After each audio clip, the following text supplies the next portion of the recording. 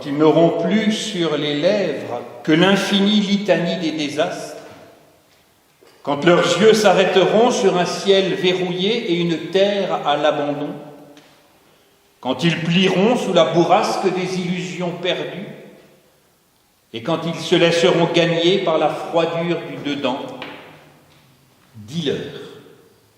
Dis-leur seulement qu'une parole vient qui brise les évidences. Dis-leur que de l'humain, une autre version est possible.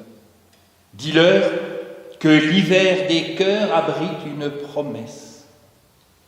Dis-leur surtout que la lumière attend de naître sous leurs pas, dans le terreau de leur fragilité reconnue. Dis-leur que tu es le Dieu de la grâce et de la paix, le Dieu qui accueille et qui recueille, le Dieu qui les attend et qui vient vers eux. Dis-leur juste que tu es là. Oui, frères et sœurs, c'est à nous tous, réunis par-delà nos écrans pour ce temps de culte, que Dieu atteste sa présence. C'est pour nous tous, d'où que nous venions et où que nous allions, que Dieu se fait compagnon. C'est avec nous tous, communauté aux 1000 visages, que Dieu partage son amour et son espérance. Sois béni mon Dieu, pour le printemps après l'hiver, pour la paix après les disputes, pour le sourire après les larmes et pour la vie après la mort.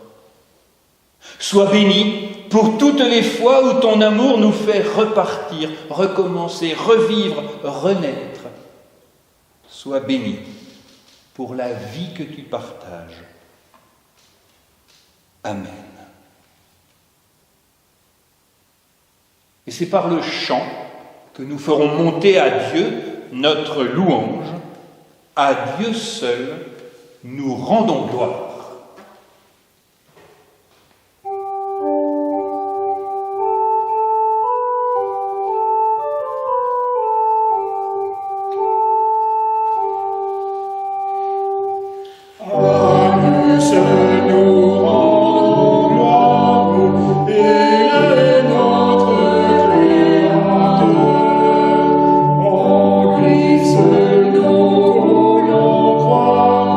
De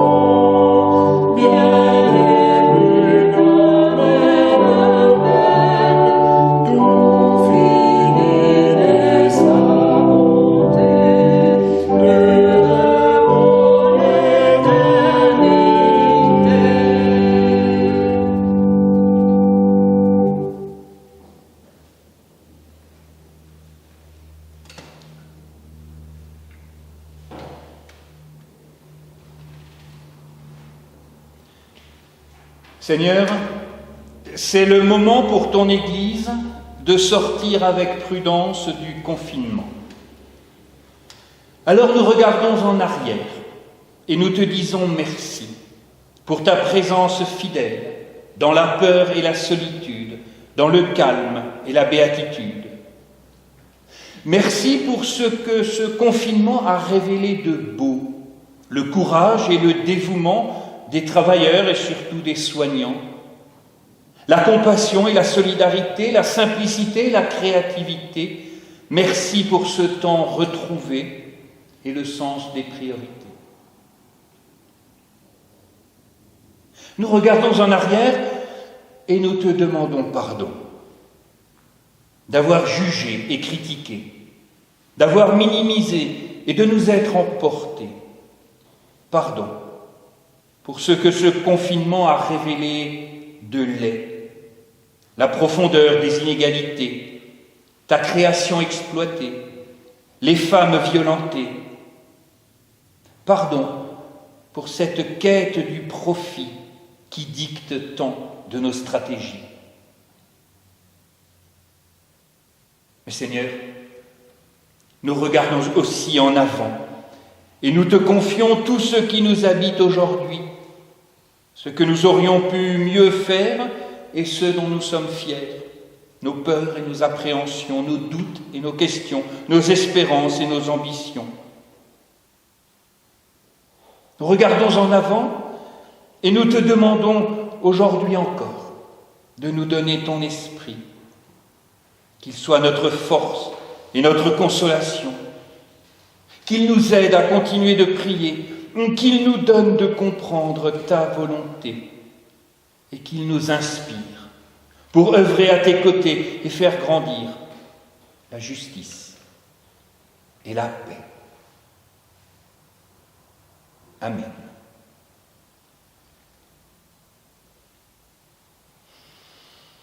Frères et sœurs, souvenons-nous simplement de ce que nous pouvons lire dans les Écritures. Un grain de sénévé devient le plus grand des arbres du royaume. Un morceau de pain devient nourriture pour toute une foule. Un petit enfant devient la plus grande personne du royaume. Un verre d'eau devient le plus grand critère de l'amour. Un simple pêcheur sur le lac devient disciple et témoin. Christ, le serviteur, devient Seigneur ressuscité. Tout cela nous dit le mystère de la grâce de Dieu. Et pour nous, aujourd'hui, dans les mêmes pages, avec les mêmes mots, retentissent les mêmes paroles d'amour de Dieu. Je t'aime et je te garde ma miséricorde. Que cette certitude, frères et sœurs, nous fasse nous relever, que ce pardon nous donne la force de nous remettre en route. Amen. Oui, aujourd'hui encore, Dieu nous parle. Aujourd'hui encore, Dieu nous encourage et nous envoie, hommes et femmes debout, qui habitent pleinement leur existence. Aujourd'hui encore, Dieu nous invite à vivre de sa joie dans la rencontre de notre prochain et l'annonce de son royaume, dans le partage de sa parole et l'audace de nos engagements, dans le silence de nos maisons et le bruissement du monde. Aujourd'hui toujours, Dieu fait de nous des témoins d'espérance. Va, nous dit-il, va, te dit-il, et fais de même.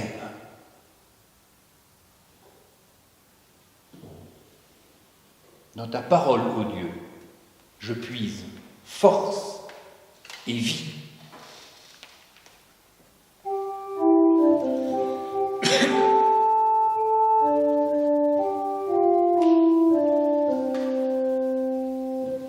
Dans ta parole, ô Dieu, je puise force et vie.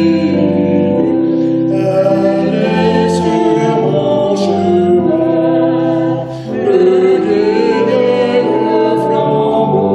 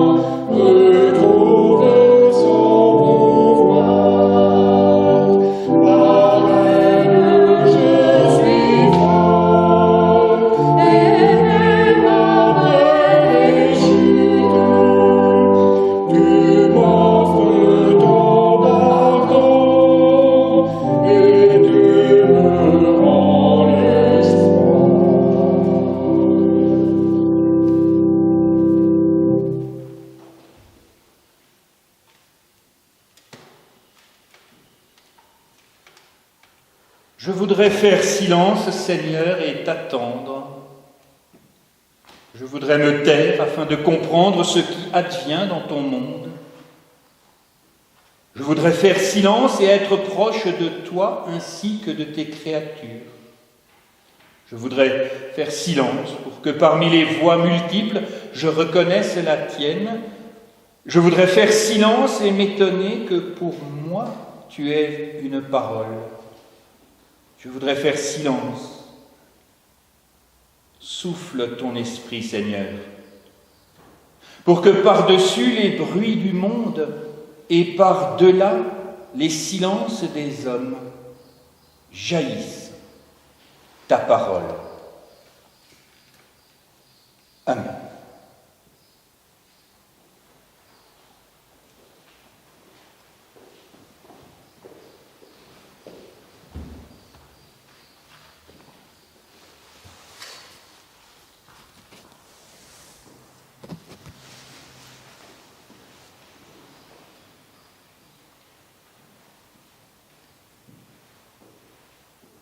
Sœurs et frères, la lecture biblique pour ce dimanche est dans le livre des Actes des Apôtres au chapitre 4, les versets 32 à 37.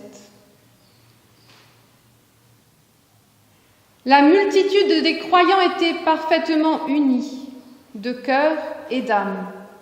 Aucun d'eux ne disait que ses biens étaient à lui seul, mais ils mettaient en commun tout ce qu'ils avaient. C'est avec une grande puissance que les apôtres rendaient témoignage à la résurrection du Seigneur Jésus.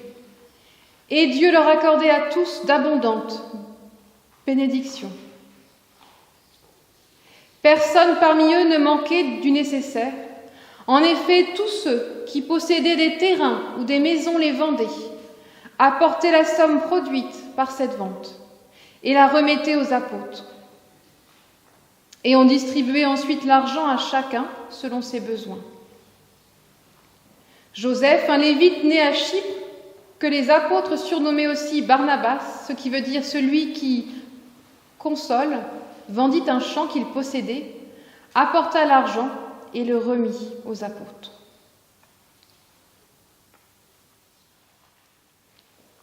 Sœurs et frères, qui n'a pas été déçu de l'Église une fois dans sa vie?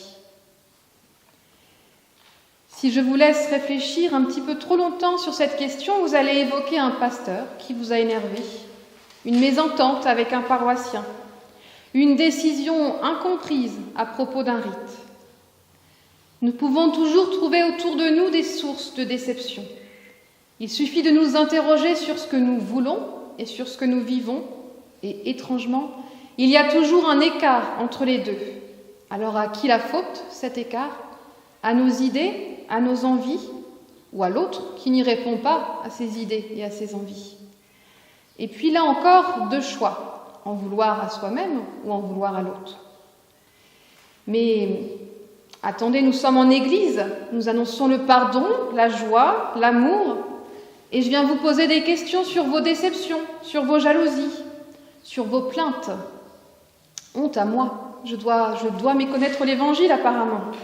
Soyons parfaits et cachons tout le reste derrière nous. Ou alors, plaignons-nous, mais ne faisons que ça. Quelqu'un aura bien pitié un jour ou l'autre. Mais je crois que nous avons oublié, en chemin, que nos déceptions, elles nous viennent aussi de nos comportements humains, les nôtres, ceux des autres, mais aussi parce que nous confondons souvent paroisse et Église. La paroisse, la communauté concrète faite d'humains, hommes et femmes, tous pécheurs et pardonnés, et l'Église du Christ, cette communauté qui nous relie aux chrétiens de tous les temps et de tous les lieux, une communauté spirituelle. Le petit souci est que notre communauté concrète est appelée à être à l'image de la communauté spirituelle. Et ça me rappelle étrangement la création de l'homme et de la femme dans la Genèse, et je vous la rappelle. Dieu créa l'être humain comme une image de lui-même, il le créa à l'image de Dieu, il les créa, hommes et femmes. Mais aussi, croyants et pratiquants tous que nous sommes, nous savons que ce chemin pour être à l'image de Dieu est long, et parfois nous nous essoufflons sur cette route de la sainteté. Nous nous arrêtons en chemin à la borne plainte, ou à celle de l'indifférence, ou à celle de la colère. Et nous nous y arrêtons bien souvent, non pas par faiblesse, mais par manque de lien avec l'Esprit de Dieu, qui nous guide sans cesse sur ce chemin, si nous lui laissons de l'espace et du temps. Mais revenons à notre question de départ. Qu'est-ce qui vous déçoit dans votre Église ? Peut-être que la question serait plus honnête si je vous disais directement « Qu'est-ce qui vous déçoit dans votre paroisse ?» Ce qui nous déçoit le plus est bien cet écart entre ce que nous imaginerions dans l'idéal et la réalité. Alors, à l'écoute du texte d'aujourd'hui, nous pourrions nous plaindre de ne plus être dans ce partage de biens comme la première Église. Nous pourrions fustiger tout cet argent dépensé à entretenir nos bâtiments et non pas à aider les personnes. Nous pourrions nous énerver devant le manque de solidarité à l'intérieur même de la communauté. Mais nous pourrions aussi nous rappeler que ce partage, tel qu'il a été décrit dans le livre des Actes des Apôtres, serait, selon certains exégètes, une exception historique. Il a bien pu être une réalité dans certaines communautés, mais apparemment pour peu de temps, et pas pratiqué par tous, comme en témoigne cet homme que l'on cite en plus en exemple. Mais je ne crois pas que cela doit nous décevoir, pour autant, des premières communautés chrétiennes, mais plutôt nous amener à nous interroger sur ce qu'est l'Église pour nous. Est-ce que c'est un lieu idéal, où toutes les réalités humaines négatives sont gommées, presque par magie? Un lieu où s'investir comme humain, créé à l'image de Dieu, et prêt à cheminer avec les autres dans la foi au Christ. Cette tension entre nos idéaux et la réalité s'est aussi posée, et très clairement depuis le début du protestantisme. La division de Luther avec l'Église catholique vient précisément de cet écart entre la réalité de l'époque, l'abus des indulgences entre autres, et l'idéal prôné par les Écritures saintes, que voulait remettre au centre ce moine perfectionniste. Si Luther a réagi contre quelque chose, Jean Calvin, un peu plus tard, a aussi pris le temps de s'interroger un peu plus loin sur ce qu'est être Église, et il va reprendre une distinction fondamentale pour ses prédécesseurs, mais aussi valable pour nous aujourd'hui, autant chez les protestants que chez les catholiques, même si on ne comprend pas de la même manière. Il y a l'Église visible et l'Église invisible. Alors je vais reprendre les propos d'André Birmelet, qui reprend lui-même les propos de Calvin. André Birmelet était mon professeur de théologie à la faculté. Il nous dit « L'Église invisible est l'Église des élus, alors que l'Église visible compte aussi en son sein des hypocrites. L'Église confessée dans le symbole de foi est en effet l'Église invisible que Dieu seul connaît, et qui regroupe tous les croyants de tous les temps et de tous les lieux. Dieu s'est lié à cette Église visible. En elle, à travers elle, nous avons part à l'Église invisible de Dieu. Toute expression visible de l'Église une du Christ a une dimension pécheresse. Elle l'est, certes, à cause de la présence des hypocrites, mais les véritables croyants sont tous pécheurs et constituent eux aussi néanmoins l'Église de Dieu. Et Calvin rajoute quelque chose aussi qui nous précise que l'apôtre Paul connaît justement les dérives des communautés chrétiennes, mais il les considère comme Église quand même.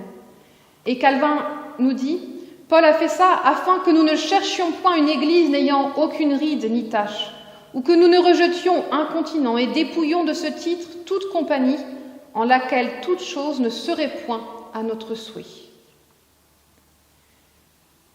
Le constat est donc simple face à nos déceptions.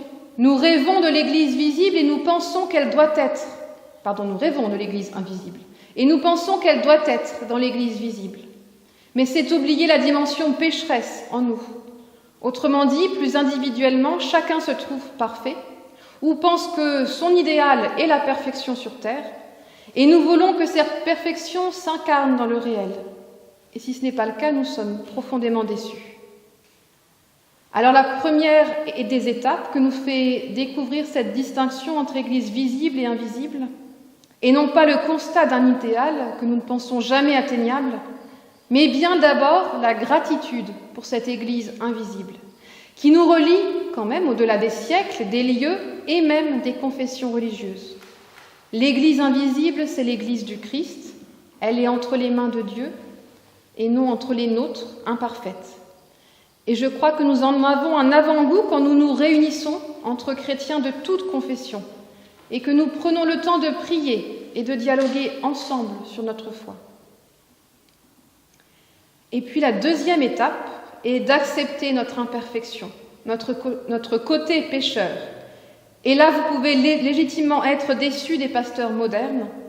Notre théologie a quasiment occulté le péché pour ne pas retomber dans la crainte de Dieu, qui paralyse chacun, mais la réalité est que nos institutions humaines, comme tous nos êtres, sont pécheurs. Et nous avons tous, sans cesse, la tentation de nous éloigner de Dieu, dans la réalité comme dans nos idéaux d'ailleurs. Et ce n'est pas condamnable, si du moins nous l'admettons et nous le distinguons. Et quand nous sommes déçus de notre pasteur, de notre communauté, de nos amis paroissiens, c'est que nous attendons tellement d'eux. Eux, comme nous-mêmes, ne sont pas des êtres et des chrétiens parfaits. Alors, au lieu de cultiver ce sentiment de déception, de l'exacerber par la plainte, nous pouvons faire le choix de distinguer ensemble les valeurs importantes que nous voulons tous vivre dans notre communauté.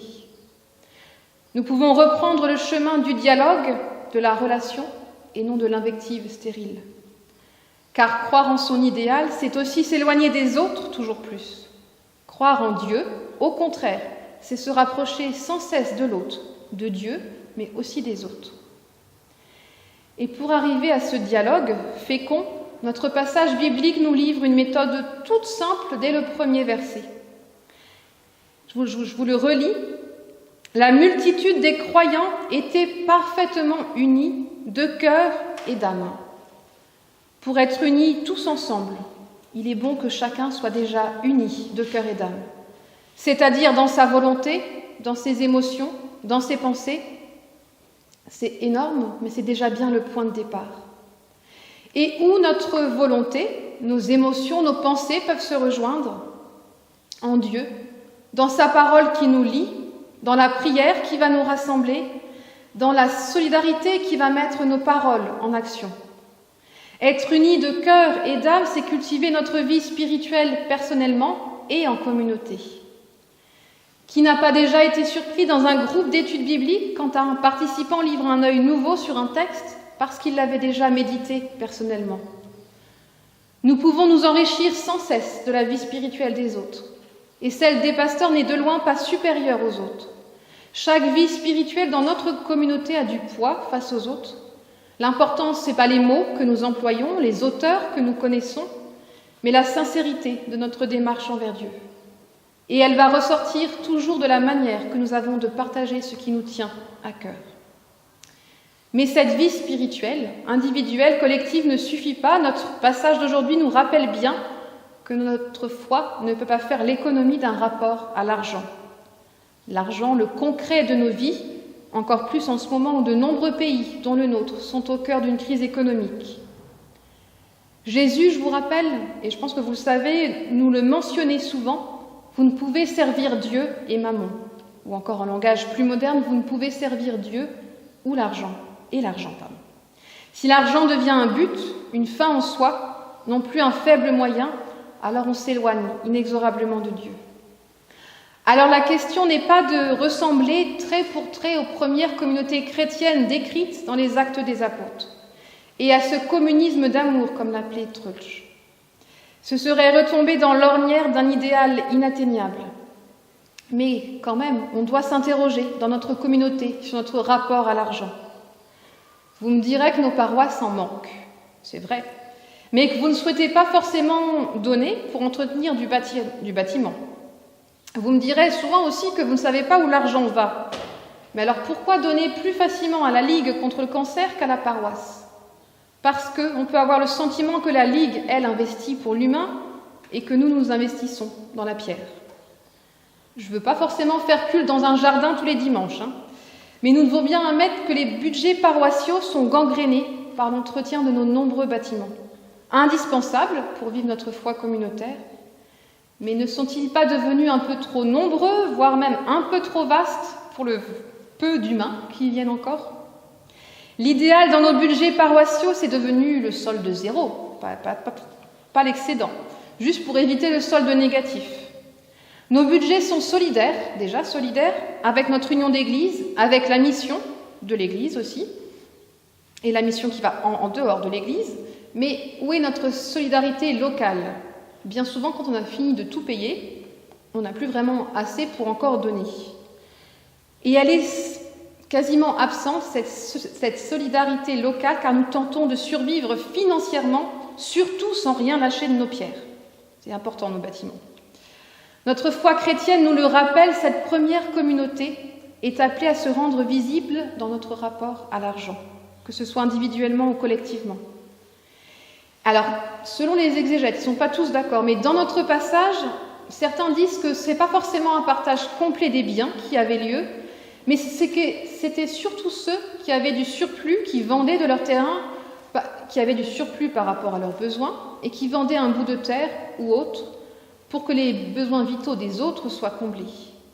Comme je l'ai dit, un communisme d'amour dans le sens où ce n'était pas une égalité stricte qui était demandée entre chacun, mais une égalité dans les besoins. Ce qui est proposé est finalement une caisse d'entraide alimentée par les surplus des plus favorisés. Si vous regardez bien dans beaucoup de nos paroisses, il y a eu une association d'entraide. Il y en a même parfois encore du côté de Colmar, une toute petite du côté de Mulhouse, mais elles sont toutes presque en train doucement de mourir. Parce que la solidarité dans nos paroisses, elle est devenue difficile à vivre, parce que ceux qui en auraient besoin ne viennent pas la demander, par honte, par culpabilité. Et c'est vraiment dommage, car à l'époque des premiers chrétiens, cette solidarité entre paroissiens paraissait naturelle. Les plus aisés aidaient les plus démunis, et c'était naturel. Et maintenant, on en a peur. Ce lien entre argent et foi est bien à prendre au sérieux. Notre rapport à l'argent témoigne aussi de notre vie spirituelle. J'ai rencontré de nombreux couples pastoraux dans ma jeune vie qui avaient parfois très peu d'argent en termes de salaire. Alors je parle bien sûr hors département du Concordat, mais chez qui nous avons le sentiment extérieur qu'ils pouvaient avoir tout ce dont ils avaient besoin. Et avant le nouveau mouvement écologique de la sobriété heureuse, entre autres noms donc de M. Rabi, les communautés chrétiennes en étaient déjà les modèles les plus courants. La sobriété heureuse est finalement dans l'ADN de nos communautés chrétiennes. Si nous nous donnons en paroisse, dans nos familles, le temps de regarder en face, sans honte, sans culpabilité, notre rapport à l'argent. Martin Kopp, docteur en théologie protestante, qui a justement travaillé sur cette décroissance économique et écologique, en lien avec nos récits bibliques, précise ceci. Nous, chrétiens, avons un discours sur le monde, sur la nature, une certaine hiérarchie des valeurs. La décroissance nous bouscule, au sens où elle nous pousse à retrouver une éthique de la simplicité, du souci pour les plus pauvres. Redécouvrir, car il s'agit de repartir à la conquête de la richesse de notre histoire, de nos sources. Les Écritures contiennent des discours radicaux sur la richesse, comme nous venons de l'entendre. Et Martin continue, « Au fond, la position chrétienne sur les biens et l'argent invite à s'attaquer à la colonne vertébrale de l'économie. Elle ne formule pas un rejet absolu de la possession, ou d'une certaine abondance même, mais elle pose des limites. Le sabbat dans l'Ancien Testament, la modération quand Dieu donne la manne au désert. On ne prend que ce dont on a besoin chaque jour. L'empire de la richesse donne aussi lieu au seul événement rapporté dans les évangiles où Jésus va se montrer violent, et c'est vis-à-vis des marchands du temple. Cette éthique de la simplicité, du rapport aux pauvres à laquelle invite Jésus, va à l'extrême opposé de notre imaginaire social consumériste. Alors ce que Martin Kopp lui appelle la simplicité joyeuse, elle prend appui justement sur la radicalité de l'Évangile. C'est donc bien être solidaire financièrement, mais aussi écologiquement, car c'est bien ce que va démontrer toute la thèse de Martin. Les deux domaines, écologique et économique, sont intrinsèquement liés. Nous sommes invités en communauté individuellement aussi, à une sobriété, une simplicité économique et écologique. Mais je vous ai parlé de sobriété, de simplicité, mais ce passage, il nous parle aussi quelque part de liberté. Un dernier théologien, Jürgen Moltmann, théologien allemand, protestant, dans son essai sur la joie d'être libre, nous parle de la société qui se croit libre de tous ceux pour qui la liberté est une réalité. Tout cela, pour lui, c'est les gens doués et arrivés, les bien portants et les cultivés.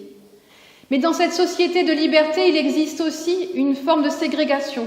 Les enfants vont à la crèche, les personnes âgées vont en EHPAD, les malades vont à l'hôpital.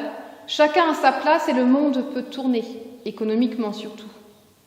Et il nous rappelle alors que la liberté de foi et de l'amour des chrétiens peut précisément se consacrer à tous ceux que la société de croissance délaisse. Et il nous fait remarquer que nous reproduisons dans nos loisirs, et ça j'ai trouvé ça intéressant, ce que nous sommes au travail. Les intellectuels, pour se détendre, vont lire des livres. Le pragmatique va s'occuper, par exemple, de sa voiture, ou de sa maison, ou tout autre. Alors ce n'est pas une vérité absolue, il y a bien des exceptions, mais Moltmann invite nos communautés chrétiennes à être justement des lieux où ces déterminismes sociaux vont être bouleversés. Et il nous dit à être des champs d'expérimentation du royaume de la liberté au milieu du royaume de la nécessité. Il invite nos temps de culte à être un temps de spontanéité nouvelle et non plus un lieu d'inhibition, d'embarras et de recherche de la dignité. Il a écrit ces propos en 1971. Alors vous me direz, on a déjà bien avancé sur le sujet. Mais moi je vous dirais oui et non. Parce que à Isaac, j'entends souvent que c'était tellement bien du temps du pasteur Gottenkine à Isaac. Pour rappel, il a été pasteur de 1939 à 1958. Alors ne changeons pas nos cantiques, ne changeons pas les coussins de l'église, surtout pas. Ne changeons pas tout ce qui se faisait à l'époque. Sauf que l'époque a quand même changé, qu'en 1958, c'était plus de 30 ans avant ma naissance. Alors la question c'est, bien aujourd'hui, comment vivre tous ensemble en communauté chrétienne, jeunes ou vieux, enfants ou adultes, riches ou pauvres, intellectuels ou pragmatiques, blancs ou noirs. Finalement, comment vivre avec toutes nos différences? Parce que s'il y a bien un lieu où les différences devraient être vues comme une richesse, c'est bien dans l'Église de Jésus-Christ, de celui qui se faisait, comme le dit l'apôtre Paul, tout à tous. Alors, frères et sœurs, si vous êtes déçus de votre paroisse, de votre Église, interrogez-vous sur ce que vous souhaiteriez y trouver. Interrogez-vous sur les valeurs que vous souhaiteriez partager avec vos frères et sœurs. Interrogeons-nous aussi au lieu de dénigrer et de nous plaindre. Et puis, discutons tous ensemble, et puis agissons. Parce que c'est ensemble avec nos différences que nous sommes Église, mais c'est seul que nous nous plaignons, ou seulement avec ceux qui nous ressemblent. Alors, est-ce qu'on est parti pour rester comme avant, parce que c'était tellement mieux, ou est-ce qu'on est parti pour une simplicité heureuse qui accepte nos différences en paroisse? Amen.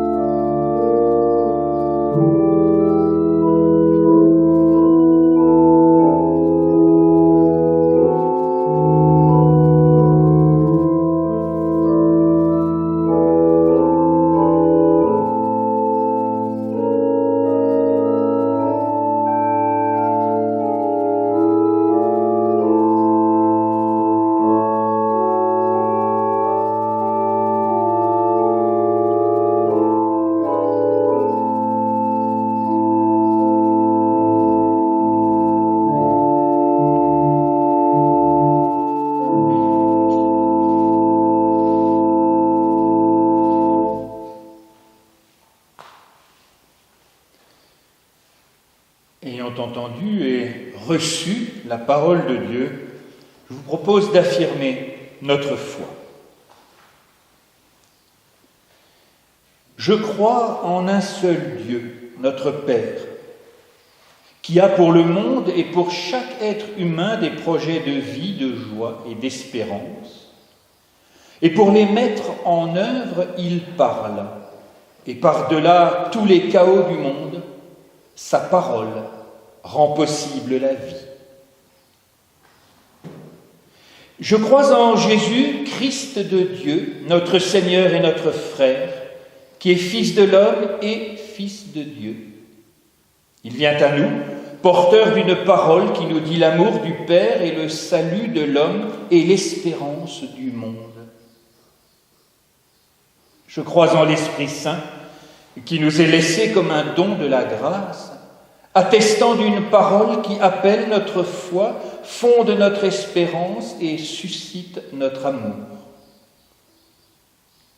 Et je crois que, par son amour, notre vie finie touche à la vie éternelle et que, en Dieu, nous demeurons dans la liberté et dans la joie, témoins d'une parole vivante qui nous engage dans ce monde. Amen.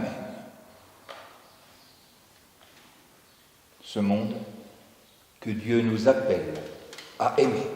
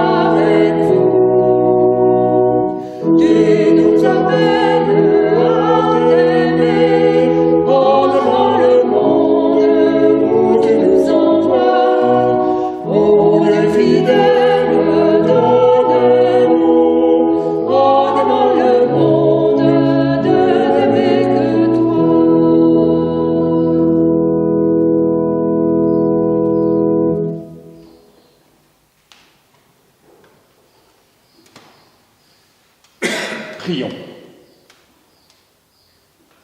Dieu notre Père, nous te remercions pour ce moment passé en ta présence.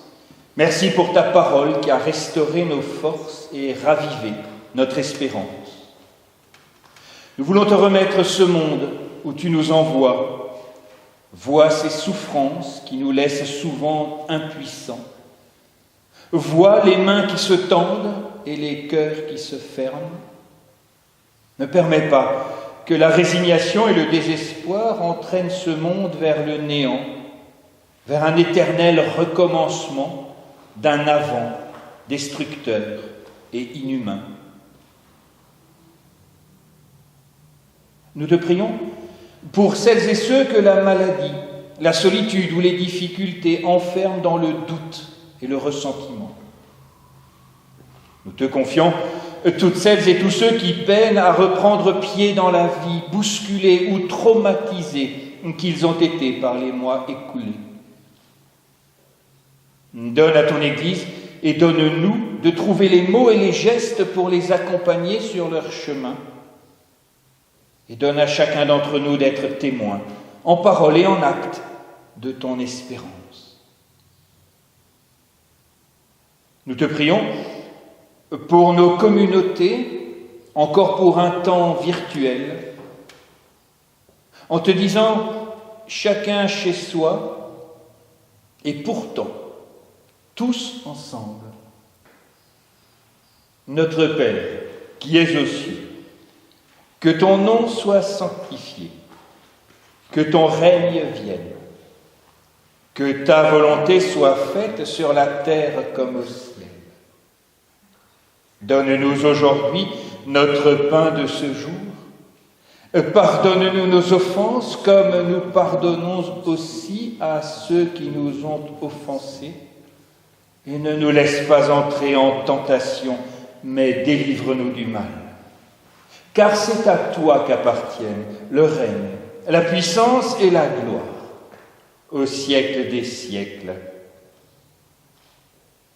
Amen.